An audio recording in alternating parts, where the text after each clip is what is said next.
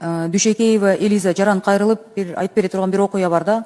Анын кызы Арлиекова Айзерек 2011-жылы туулуп, ал адам 2015-жылы күйөөсү менен ажырашат экен да. Анан күйөөсүнүн туугандары келип 2024-жылы дейт бир өзүмдүн эле кайын сиңдим Жумадилова.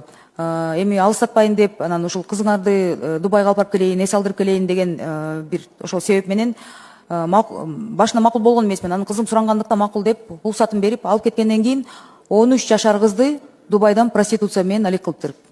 Эми ошол кыз анан Бишкекке келгенден кийин ошол эле адам дейт да, Жумадилова боюнча айтып атат да, ошол кызды сатууга катышкан тараптардан дейт, телефон, 2 бөлмөлүү батир алып беришиптир. Ал мүлктү өзүнө каттаптыр дейт.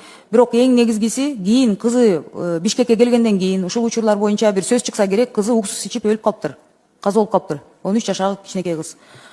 Бул учур боюнча дейт тергөө иштери жүрүп жатат. Анан азыр дейт Каракол шаарында өткөрүлүп берген.